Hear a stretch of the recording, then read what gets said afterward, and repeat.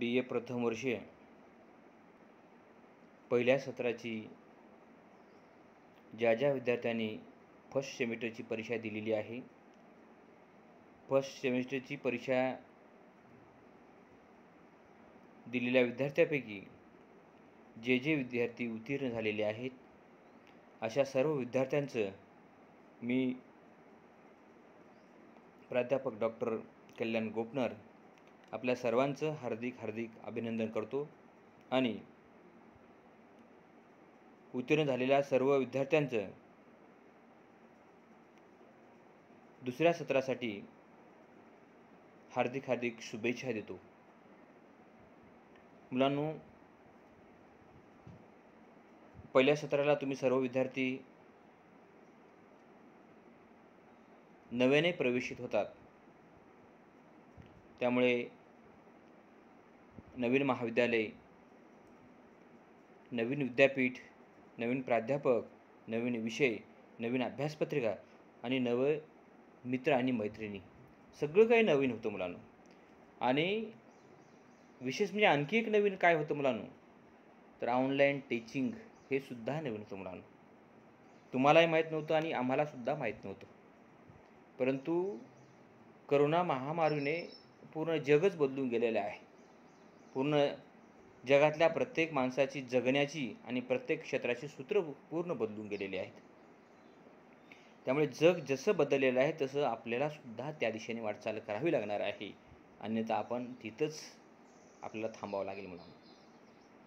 कारण जगत असताना थांबून चालत नाही. थांबला तो संपला हा विचार आपल्याला सर्वांना ज्ञात आहे. म्हणून आपल्याला महाविद्यालयामध्ये ऑफलाईन एकत्र येता येत नाही, वर्गामध्ये एकत्र येता येत नाही, भेटता येत नाही, संवाद आणि सुसंवाद साधता येत नाही. प्रत्यक्ष महाविद्यालयामध्ये अध्यापनाचे धडे आपल्याला घेता येत नाहीत, गिरवता येत नाहीत. म्हणूनच सुरक्षितपणे घरी राहूनच प्रत्येकाच्या जवळ गतिमान प्रसार माध्यमं म्हणजेच मोबाईल उपलब्ध आहे. त्या मोबाईलचा आपल्याला खूप चांगल्या पद्धतीने, प्रभावी आणि परिणामकारक पद्धतीने आपल्याला वापर करायचा आहे. आणि आपल्याला त्यातून ज्ञान, विचार, कौशल्ये महाविद्यालय तुमच्या दारी अशा प्रकारचा होम टू वर्क ही जी संकल्पना आपल्याला रूढ करावी लागणार आहे. आणि रूढ झालेली आहे. फ्रॉम होम टू वर्क, घरी बसूनच आपल्याला अध्यापनाचं कार्य करावं लागणार आहे. तर किती विद्यार्थी घरी राहून अभ्यास करतात, किती विद्यार्थी घरी राहून ऑनलाईन तासिका अटेंड करतात, ऑनलाईन तासिकेची आपली जी व्हिडिओ आहे त्या व्हिडिओला जाऊन भेट देतात, पुन्हा ऐकतात. आणि व्हिडिओ ऐकल्यानंतर, अभ्यासक्रमाचा व्हिडिओ, टीचिंगचा व्हिडिओ ऐकल्यानंतर त्या व्हिडिओमध्ये ज्या काही अडचणी आहेत, जो काही घटक आपल्याला समजलेला नाही, आकलन झालेला नाही, त्या न आकलन झालेल्या घटकांच्या संदर्भामध्ये किती विद्यार्थी ग्रुपवर प्रश्न विचारतात, तोही विचार करण्यासारखा मोठा प्रश्न आहे. मला वाटतं मुलांनो, असे मुके आणि अबोल राहू नका. कारण ही तुम्ही जर समजा नाही बोललात, काही शंका कुशंका नाही जर विचारात, ही एकमार्गी अध्यापन प्रक्रिया होईल. ही एकमार्गी अध्यापन प्रक्रिया ही तुमच्या तितकीशी कामाची होणार नाही. त्यासाठी तुम्ही दररोज व्हिडिओज ऐकत असाल, यूट्यूबला जर भेट देत असाल, ऑनलाईन तासिका अटेंड करत असाल, जर ऐकत असाल, श्रवण करत असाल, पाहत असाल, बघत असाल आणि त्यावर विचार आणि चिंतन मंथन करत असाल, तरच तुमच्या मनामध्ये प्रश्न निर्माण होऊ शकतात. तुम्ही जर ऑनलाईन तासिका जर अटेंड करत नसाल तर अडचणी निर्माण होण्याचा प्रश्नच येत नाही मुलांनो. तुम्हाला काय साध्य करायचं आहे ते अगोदर ठरवलं पाहिजे मुलांनो. आणि जे काही तुमचं ध्येय आहे त्या ध्येयानुसार उद्दिष्टसुद्धा पूर्ण करणं गरजेचं आहे. मुलांनो, ज्ञानाशिवाय तरुणोपाय नाही. कारण सर्वांनीच हुशार झालं पाहिजे, शहाणं झालं पाहिजे. प्रत्येक व्यक्तीचा, विद्यार्थ्यांच्या ज्ञानाचा विकास झाला, त्या ज्ञानामध्ये भर पडली पाहिजे. ज्ञानामध्ये भर कधी पडेल मुलांनो? जर तुम्ही वाचन करत असाल, तुम्ही जर ऑनलाईन तासिका अटेंड करत असाल, तेव्हाच तुमच्या ज्ञानात भर पडेल. तुमच्याकडे जर ज्ञान जर नसेल तर तुम्हाला कोणी विचारणार नाही मुलांनो. ज्ञानातूनच माणसाचा सर्वांगीण विकास होतो. ज्ञानातूनच माणसाला समज येत असते. ज्ञानातून माणसाची सामंजस्य वृत्ती वृद्धिंगर होत असते मुलांना. तसं तुम्ही काय घेता हा अवघड प्रश्न आहे. अशा पद्धतीने या दिशेने वाटचाल करणं गरजेचं आहे. आणि तुम्ही सर्वजण ऑप्शनल मराठीचे विद्यार्थी आहात. पहिल्या सत्रामध्ये ऑप्शनल मराठीचा फर्स्ट पेपर आणि ऑप्शनल मराठीचा सेकंड पेपर असे 2 पेपर होते. आता पहिलं सत्र संपलेलं आहे. आता दुसऱ्या सत्राला आपण सुरुवात केलेली आहे, प्रारंभ केलेला आहे. आता दुसऱ्या सत्रातली तिसरी अभ्यासपत्रिका ही माझ्याकडे आहे आणि चौथी अभ्यासपत्रिका प्राध्यापक डॉक्टर कदम सरांकडे आहे. तर बी ए प्रथम वर्षीय दुसऱ्या सत्रातली जी ऑप्शनल मराठीची अभ्यासपत्रिका आहे ती अभ्यासपत्रिका क्रमांक 3 आहे. आणि या अभ्यासपत्रिकेमध्ये जे काही घटक आहेत, अभ्यासक्रम एकूण 10 पाठ आहेत, एकूण 10 धडे आहेत मुलांनो. फक्त 10 धडे आहेत फक्त.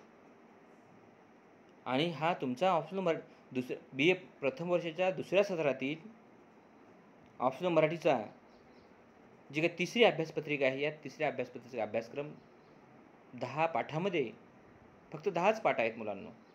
या 10 पाठांचा 10 विषयांचा 10 घटकांचा तुम्हाला अभ्यास करायचा आहे. त्यामधला पहिला विभाग आहे चरित्र वाङ्मय. कारण तुमची जी अभ्यासपत्रिका आहे ही अभ्यासपत्रिका ह्या अभ्यासपत्रिकेमध्ये वेगवेगळ्या वाङ्मय प्रकारामध्ये घटकांची विभागणी करण्यात आलेली आहे. त्यामध्ये पहिला वाङ्मय प्रकार आहे चरित्र. चरित्र वाङ्मय प्रकारामध्ये 3 पाठ आहेत. पहिला पाठ आहे अंगुलीमालाची धम्मदीक्षा. या पाठाचे लेखक डॉक्टर बाबासाहेब आंबेडकर आहेत. दुसरा पाठ आहे छत्रपती शिवाजी महाराजांचे गुणसंकीर्तन. छत्रपती शिवाजी महाराजांचे गुणसंकीर्तन या चरित्र पाठाचे लेखक कृष्णराव केळुस्कर आहेत.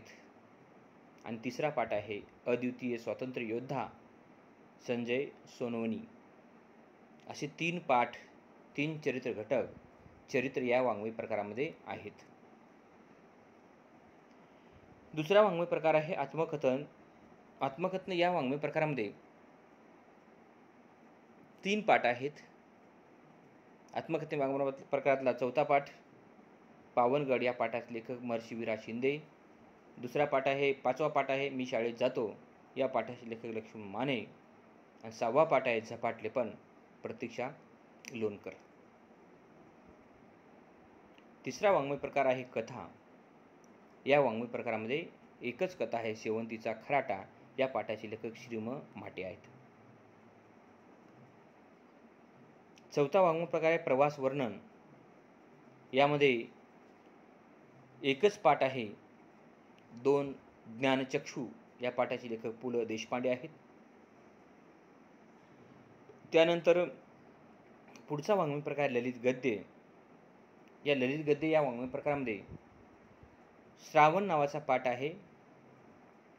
या पाठाचे लेखक डॉक्टर दत्ता भोसले आहेत. आणि शेवटचा वाङ्मय प्रकार आहे कादंबरी अंश. तो कादंबरी अंश कोणता आहे? मराठवाड्याचा दुष्काळ. या पाठाचे लेखक सुशील धसकटे आहेत. अशा प्रकारे बी ए प्रथम वर्षातील ऑप्शनल मराठीची जी दुसऱ्या सत्राची जी अभ्यासपत्रिका आहे 3 क्रमांकाची, या अभ्यासपत्रिकेमध्ये फक्त 10च पाठ आहेत, 10च घटक आहेत, 10च विषय आहेत. अशा प्रकारचा हा अभ्यासक्रम आहे.